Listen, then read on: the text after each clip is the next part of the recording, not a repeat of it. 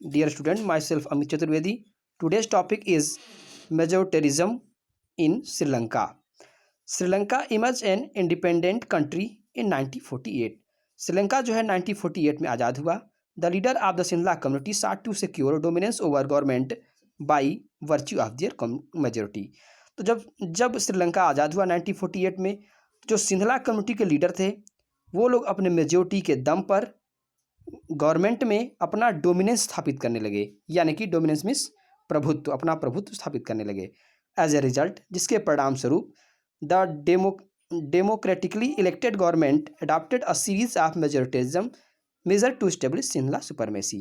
इसीलिए जो democratically elected government थी, यानी कि जो उनकी लोकतांत्रिक सरकार थी, वो सिंहला लोगों की सुपरमेसी यानी कि सर्वोच्चता साबित करने के लिए ऐसे बहुत सारे मेजोरिटेरिज्म के यानी कि बहुसंख्यकवाद के स्टेप उठाने लगी.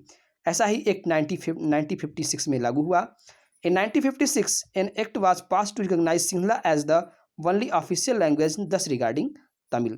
तो 1956 में तमिल लोगों को डिसरिगार्ड करते हुए यानी कि अनदेखा या अवहेलना करते हुए जो सिंहला कम्युनिटी की लैंग्वेज थी सिंहला लैंग्वेज, उस लैंग्वेज को वहाँ ऑफिशियल लैंग्वेज बना दिया गया.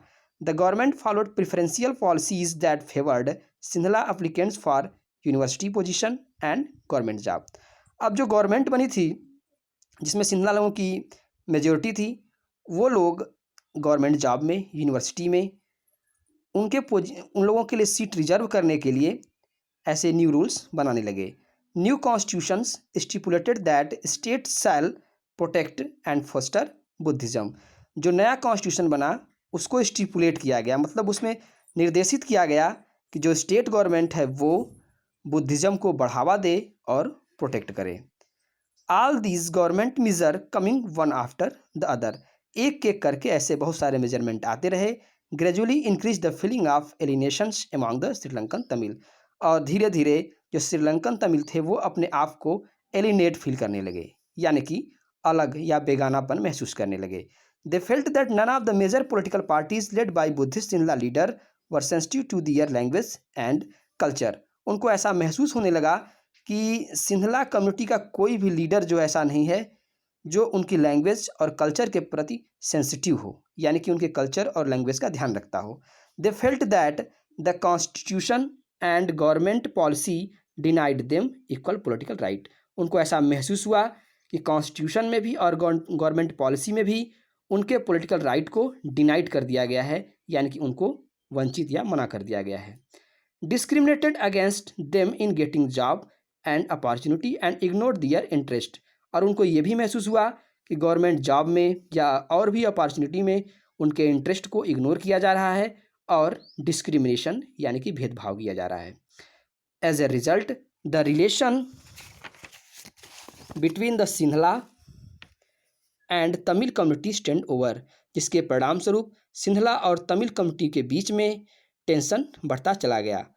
The Sri Lankan Tamil launch party and struggle for the recognition of Tamil as official language. तो जो श्रीलंकन तमिल थे अपनी लैंग्वेज को वहाँ की ऑफिशियल लैंग्वेज की पहचान दिलाने के लिए उन लोगों ने अपने पार्टी लॉन्च कर दी. And for regional autonomy and equality for opportunity in securing education और जॉब. और वो जो है क्षेत्रीय रीजनल ऑटोनॉमी चाहते थे, क्षेत्रीय स्वायत्ता चाहते थे गवर्नमेंट और यूनिवर्सिटी वगैरह में एजुकेशंस में अपने को सिक्योर करने के लिए भी उन लोगों ने अपनी डिमांड रख दी. But their demand for more autonomy to provinces populated by the Tamils were repeated denied. लेकिन वहाँ पे जो सिंहला कम्युनिटी थे वो मेजोरिटी में थे, इसलिए इनकी डिमांड को बार बार डिनाइड कर दिया गया, मना कर दिया गया. By 1980, several political organizations were formed demanding an independent Tamil in northern and eastern part of Sri Lanka. इसलिए 1980 में श्रीलंका के नॉर्थ पार्ट में और ईस्ट पार्ट में नए स्टेट बनाने की डिमांड होने लगी. The distrust between the two communities turn into wide spread conflict. ये जो दो कम्युनिटी के बीच में बढ़ रहा था, उनका अविश्वास बढ़ रहा था, वो जो है एक बड़े कॉन्फ्लिक्ट का रूप ले लिया, बड़े विवाद का रूप ले लिया. It soon turn into civil war. ये अचानक सिविल वार यानी कि गृह युद्ध में बदल गया. उसके बाद as a result thousand of people of both the community have been killed. अब दोनों कम्युनिटी के हजारों की संख्या में लोग मार दिए गए।